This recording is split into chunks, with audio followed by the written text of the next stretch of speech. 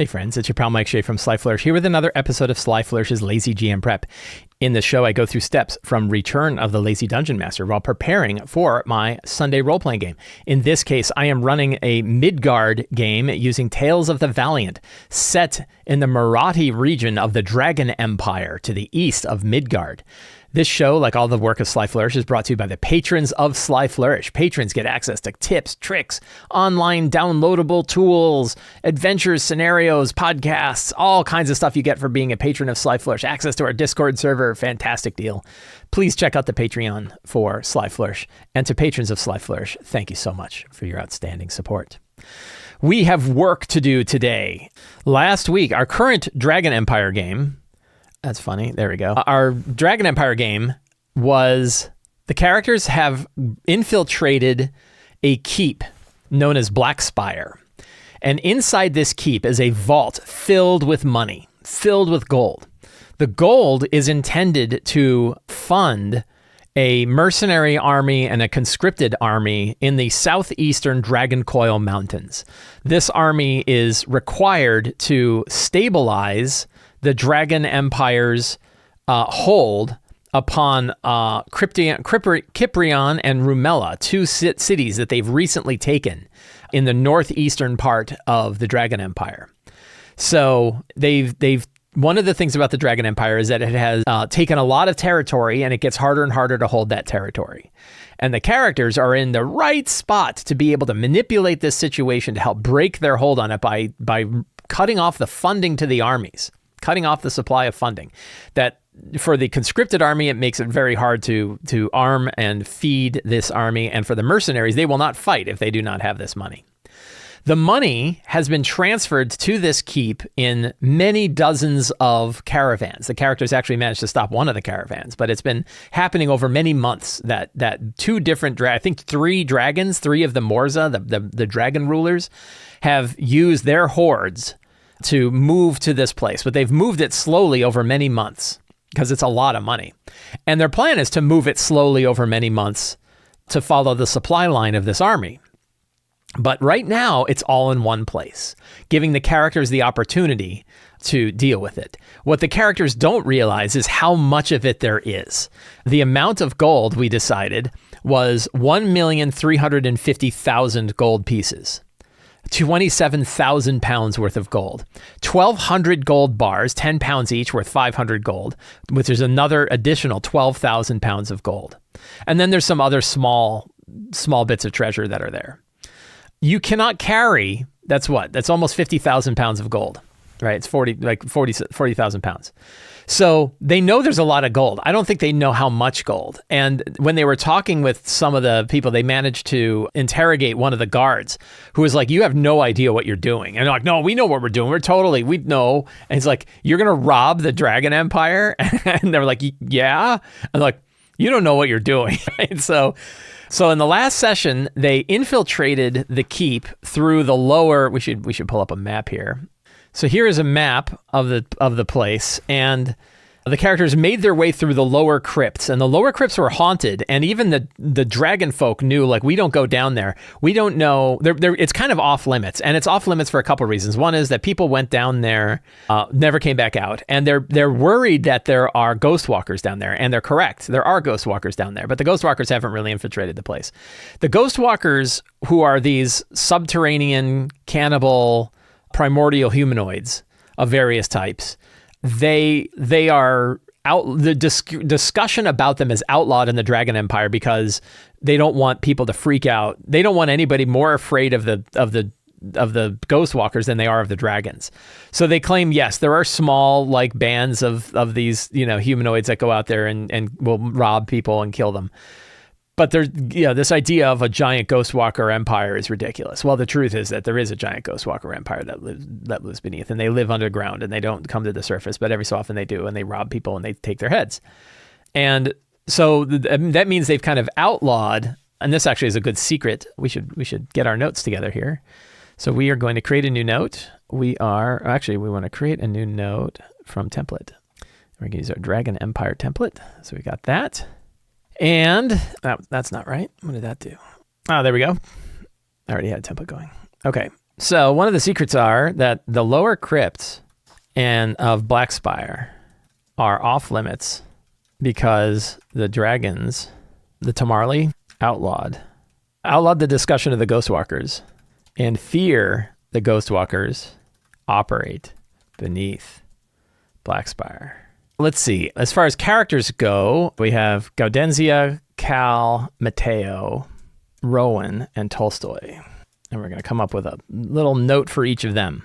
So the characters made their way in through the lower crypts. They jumped the 2 guards that were protecting the vault. They took care of them, let one of them escape, and then prepared for the Dragon Knight, who's known as a spell scale envoy, not an envoy, spell scale vassal. So there's a spell scale vassal named Cloud, the Grey Cloud, who was Grey Cloud, something like that. I have it in my notes. Grey Mist. And Grey Mist came down. They fought Grey Mist. It was a hard-ass fight. They used their disintegration stone on him and nearly killed him, or almost killed him with just that alone. Then defeated him. He did get to breathe on some people and knocked them what for. There was then a lot of discussion about whether, like, can they, there's no way to rest. Like, what do they do down here? I probably should have given them the opportunity to rest. It would have been a scary rest, but I probably should have given the opportunity to them. So they then made their way up. They realized that there's kind of a lot of chaos going around in the keep, and it's because they think that some people tried to infiltrate the keep from below, and they saw that they went into the cave. But again, the cave is outlawed for them, so they couldn't go down into the Dragon Empire folks could not go down into the cave. So the characters made their way up instead. They ran into some other guards. They're kind of dressed as guards. They made it up to the upper platform and then are facing Sunray, who's the young copper dragon, a child of Ibelin. And Sunray is now in charge. And Sunray is like, yeah, what's going on? And I think he began to he took one of the prisoners. So they did the whole get help. Not quite they didn't do get help, but they did something like, hey, very common RPG thing of, hey, we have these prisoners, half of us are dressed like guards, half of us are prisoners. And he started interrogating the prisoners. He grabbed one of the prisoners and held them over the edge of the cliff, which goes 500 feet down below, and said, you're going to tell me right now, like, who else is with you? And he said, no, I'm alone. And the dragon just looks at him and looks at the other prisoner. It's like, you were clearly not alone, and lets him go. And he let him go over the cliff. And as soon as he did, I'm pretty sure that Cal is about to cast Featherfall, and that was where it's going to start. So the characters are facing Grey Mist. So the characters got all the way up to, they killed Grey Mist, and now they're facing Sunray. Sunray is about to throw one of them off of a cliff. The situation that they're in, though, is they have burned out a ton of resources. It took them quite a bit to get here. They've taken their short rest, but they're out of hit dice. They are out of a lot of their spells. They're really scraping by for healing potions and stuff like that. They really don't have much, and they're about to face a young brass dragon, young copper dragon. And is it a copper dragon? Let's go to the Artisanal Monster Database and find out. A young copper dragon, Black Flag. Yeah, who spits acid breath. So they're in a rough spot, and it could be really tough. And so we got there's a couple of tricky things that we need to negotiate with today. Hey, my mom is here. Hi, Mom. I was just seeing my mom the last few days. So Sunray drops, and I forget who got dropped. I think it was Mateo off the edge of Blackspire. Yeah, so there's some tricky bits that we're going to want to deal with today. So they're facing Sunray. So there's a couple of tricky bits. One is, it's going to be really hard to fight a young copper dragon when you're burned out on resources. So we want to have some options available there. And we don't want a Deus Ex Machina. I'm not trying to lean it towards I don't want to lean it so much in their success that there's nothing they can do wrong and they will automatically succeed on this. But I'd like to put some things in play that could give them some options. We're kind of making sure the environment is set up so that they have the opportunity for success, right? So one of the secrets is that Sunray, like his father, Ibelin, Sunray is both very vain and also a big coward. I don't know if Ibelin's a coward. Is very vain. Sunray also has the disadvantage, is also a big coward. Why go too crazy with the secret? So those things can matter, and particularly because I think that it's possible that if Sunray is taken to half of his hit points, he will flee. The other factor is if Sunray wins, he's not going to want to necessarily let his father or anyone else know that how close a group came to infiltrating Blackspire and potentially, doing something with the money. So if Sunray wins, Sunray could interrogate the characters he'll want to interrogate the characters quietly because he doesn't want his father to know that he effed up. He doesn't want anyone else to know that he effed up. So I think that offers another manipulative opportunity. Another manipulative opportunity is that Cattell is activated. They can summon the Chain Devil. So that gives them like another creature that they can use who could help them significantly because Chain Devils are pretty tough, right? If we look at Chain Devil, big chain attacks with grappling and ripping and animated chains and all kinds of stuff. So that could be kind of cool. So the two tricky bits in today's adventure, one is making sure the characters, even though they've been beaten to hell, have the opportunity to actually either defeat Sunray or if they lose to Sunray, not have the entire, like a TPK and the game's over. That's one tricky bit. The next tricky bit is what do they do with the gold, right?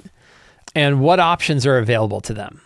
So there are, and so the tricky bit is when you have 50,000 pounds of gold, moving it anywhere is really difficult. Like even, so what I kind of set up this situation, but it wasn't very realistic, that the vault, if you look in that lower map, the vault is on the far right, and there is a great big hole in the far left.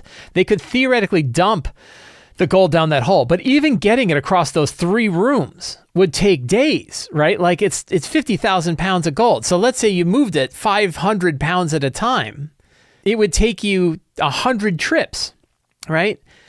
And 500 pounds is a lot. That would be a lot of gold to move. But when you have to get like a cart. So like, let's assume you could put 500 pounds worth of gold in a cart. It would take you 100 trips to get across that thing, which would take, probably days, right? Like I think it would take, maybe if you had 2 carts, you could, and maybe there's a couple of carts in there, but how long would it take? Like let's say that you were going to wheel the gold from the vault all the way over to the pit, which would be pretty funny. How long would it possibly take? Right? How long, so you'd have to load it. Like loading 500 pounds of gold into a cart would be a lot. I mean, I would say it would probably take a good solid day, and you would be freaking exhausted at the end of that day, right? Is that a reasonable expectation? Like how, if it took, could you possibly do a cart of 500 gold into a cart across a thing and then dump it into a hole? Could you do that in 5 minutes or 10 minutes? So let's say that you could do it in 10 minutes. Let's say you could move 500 gold in 10 minutes. That's 110 minutes. 100 times 10 minutes is 1,000 minutes. That would be 16 hours. So you could probably do it. It would take about a day. Now, the other option I had 4 ways that they could deal with the gold, right? That I kind of set up early. One was they could disintegrate it, but they already used the disintegration. So now they can't do that. That actually would have been a good plan, but that's gone. 2 is they could call upon Cattell to open a portal to hell and dump it into a portal to hell. That is an option as well. 3 was they could dump it down the well down to the Ghost Walkers. But I have another idea for that. And then 4 is that they could use the altar to Baal as a way to get rid of the gold. And that doesn't make sense because getting the gold up the stairs would take far longer. And so there's no way that they could do that. However, they could, my thought is that instead of bringing the gold to the altar of Baal, they could essentially bring the altar of Baal to the gold. And what if that the altar to Baal knows, it has like a sentience to it, right? It's old and it's mad, and it has a sentience to it, and it knows that the characters the characters are more likely to feed it what needs to be fed. And it offers them a stone, and the stone is like the holy hand grenade of Antioch. That the stone is cool. It's in the fire, but they reach in and it's cool. They take it, and when they walk it down to the vault, and then as it gets warmer and warmer and warmer as they get into the vault, and then they throw it into the gold, and it superheats, like so hot that they'll get burned just being near it. And it melts and evaporates all of the gold. And it's sort of like, the pressure is tremendous, and it spews molten gold gas out into the atmosphere, which then coats the nearby mountain in gold. Maybe it because there's a statue of Baal, so it would like coat the statue of Baal in gold and the whole mountain above it. And there's no way to get the gold out of the mountain at that. Like it would take forever to try to get the gold out of the mountain. It was an entire mountain covered in gold, in like this thin gold foil. That could be an option. And then another option I thought of, this is a little Deus Ex Machina, would be that we know that there is a well leading down to the Ghost Walkers. What if there were cracks in the floor of the vault, that they've overloaded the vault floor with all of this gold, and there are big, deep cracks in it, and there's air beneath the cracks, and if they do like a shatter spell or the equivalent, it will like blow out the floor, which then leads down in basically a sinkhole that goes down into the depths of the Ghost Walker area. And they get rid of the gold that way. And now it's all piled down, a mile deep in the caves below. And anybody trying to go down there, it is equally impractical to bring the gold out from there. And now it's also down a Ghost Walker territory, and they'll never be able to get it back out again. That's an option. And then a fourth option is calling on Cattell to open. I think I already said this one. Calling on Cattell to dump it to hell. So let's see. So the stone of Baal's stone of sacrifice is one option. Cattell opens a portal to hell is another option. And opening a sinkhole to the Ghost Walkers. So those are the three possible options. I think that those are all reasonable. They're more reasonable than trying to move the gold at all. Yes, how to get rid of the gold as fast as possible is like D&D's Brewster's Millions. That is exactly, this is where I am kind of setting up a thing that I want to have happen, which is I really want the characters to go into a vault filled with 50,000 pounds of gold, 2 million gold, and not be able to take it, right? Like they can't keep it. They can grab some of it, right? They're like, we'll take some of it. But there's like, and then they have to like, what do we do? Like, wow, we're in trouble. How do we get rid of this gold, right? And I'll kind of like have these options available to them. But I also want to see like, what can maybe they come up with something. The good question on the volume, I'm going to assume that it can fill that vault. The vault can extend out to support that. It's a lot. And again, they've overloaded it, right? The vault floor is overloaded. The Shrine of Baal is angry that no one has sacrificed their gold to it in a long time. The shrine contains a stone of sacrifice able to heat to a tremendous temperature. What other secrets? Sunray would never want to know that anyone has infiltrated the vault. A cubic meter of gold is 40,000 pounds. That's good. So the cubic meter's not that big. So they could definitely fill that. They could definitely fill that vault. The vault is big enough to hold 40,000 pounds of gold. Thank you for that, Scipio. Thank you for keeping our physics straight. So that's an important bit. Sunray would never want Ibelin to know that anyone has infiltrated the vault. Sunray's older brother commands the southeast, what's the mountain range called? Oh my God, I need my map. Dragon Coil. And let's see, so they know Sunray's brother, but let's see if we have, so it was before the Blue Barbers. They spent a long time going through the Vestar. Sunray's older brother commands the southeast Dragon Coil armies. His name is Vestar the Shining Storm, a silver dragon. So in the mercenaries want to see proof of payment when they come to find nothing. Yeah, well, that's so right. I think this is a secret that they've already known, but I'm going to put it down because it's important to reiterate. And I think I used it. Let's see. We can look at the secrets from last time. Oh, and look, we got good next steps too. We're going to steal those. Put those in my scenes. Veterans and Spies of Parsis. Yeah, so and that's the other one. Parsis has spies in Blackspire with secret orders to disrupt Ibelin's plans. which means it's possible that if they get into trouble, a spy of Parsis may aid the characters just to sow a little bit of chaos for Ibelin. Let's see. Baal is angry. Yeah, we got that. Several pieces of Baal worship, but Baal considers them heretics because he won't give them gold. Yeah. Shadow Road lies between Nurdur and Ashadar called the Scholar's Path. This is a good one. And they use that path to transfer gold. Let's see. Ibelin thus is heavily engaged in the current holdings of Criprion and Ramella, taken from the Seven Cities. The battles have been costly. Oh, we like this. The switchback path. These are both good. But we're going to change this secret a little bit. The Maraudi armies are stretched thin in Kiprion and Rumela. The southeast Dragon Coil armies are need to reinforce it. Those at Kiprion and Rumela, or the resistance could succeed. The remaining resistance could succeed. So that's why they want to get it. A switchback path behind, and that means I can delete the other one. Let's see. There we go. What else do we need? So fantastic location-wise. Oops. I probably don't need too much. So some notable locations. I mean, I have the Golden Throne to Baal. We have the upper ramparts, crumbling walls. What other features? 1,000 or 500-foot drop. What other notable things would be up there? What could help them? What terrain could be up at the top of the ramparts that could aid them?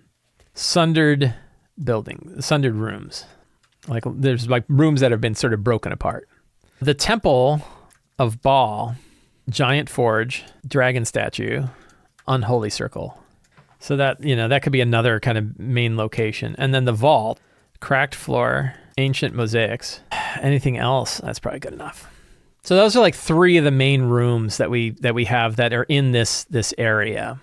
Notable NPCs. We're going to jump to our generator here. We want to have the spy Germanane. I like that name. Germanane Swiftcloak, Dragonborn spy of Parsis. That could be somebody who might be able to aid them, an NPC that might be able to aid them. I don't know. I don't think we need any other NPCs. Could there be somebody? We could have an old priest of Baal who lives outside. That might be kind of fun. Vaness, a Riddlestone. I like that. Serpent folk priest of Baal. That could be fun. Monsters. So we have the young, what do we say, copper dragon? Sunray.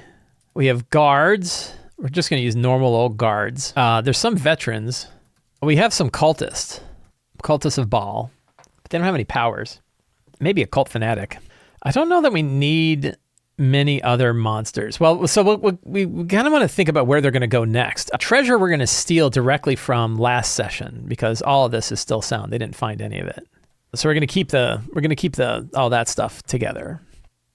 We should go back all the way to the top. I'm doing the first step last, unfortunately. I should do the last step first. So Gaudenzia is a ranger. What could Gaudenzia recognize?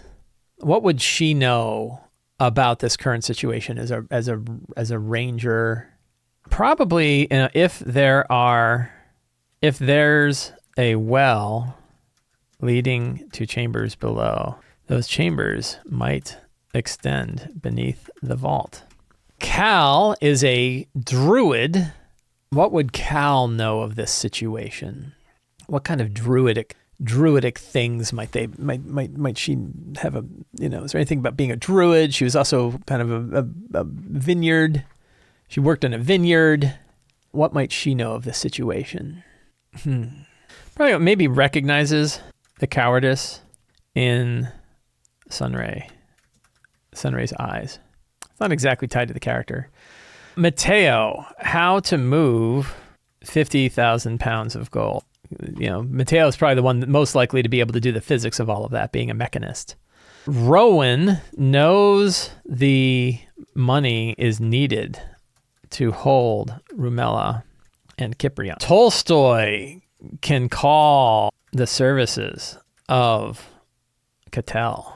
So that's good. We've got So they'll deal with the situation, they'll deal with the gold, then they're choosing their next steps. So there's probably at least 3 scenes that I can see, right? You're facing Sunray, then dealing with probably the Temple of Baal, maybe, and then dealing with the gold, and then next steps.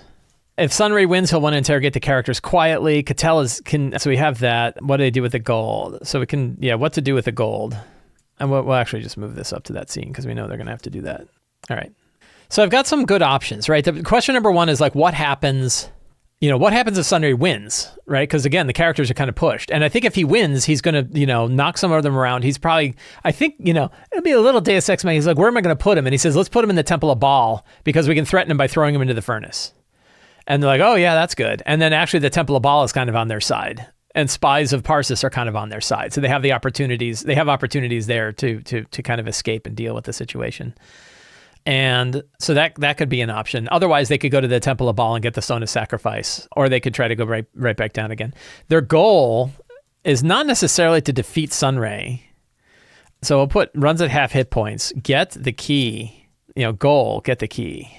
Get the key to the vault. That's the real thing they have to do, and I have to reinforce with them, is that they have to get the key to the vault. That's critical. Now, what happens if they fail, right? Like, what if they fail the whole mission? They just don't accomplish it.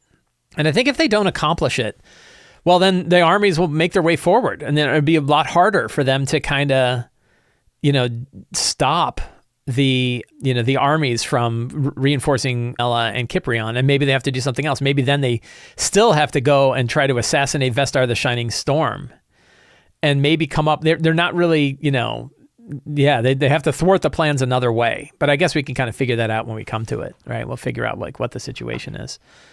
So, do I need anything else? How do I feel? Do I feel good about this? I think I do. I feel like I got what I need. I got my hands around it. So I think we're all set. Friends, thank you so much for hanging out with me today while we prepared for my game. If you enjoyed the show and you want to see more stuff like this, the best way to do so is to subscribe to the Sly Flourish newsletter. There is a link down in the show notes. You can get a free adventure generator for signing up, and you get a weekly article sent to your inbox every week. It's absolutely free to sign up. You can also support me directly on Patreon. Patrons get access to all kinds of tips, tricks, tools, Discord access, podcasts, all kinds of awesome stuff you get for being a patron of Sly Flourish. To the patrons of Sly Flourish, thank you so much. And you can pick up any of my books, including City of Arches. Ruins of the Grendelroot is on sale on the Sly Flourish bookstore right now for $5 for the digital package. The digital package for $5. It's a tremendous deal. You can get that at the Sly Flourish bookstore. Please check it out. You can check it out in the show notes below. Thank you so much. Have a great day. Get out there and play an RPG.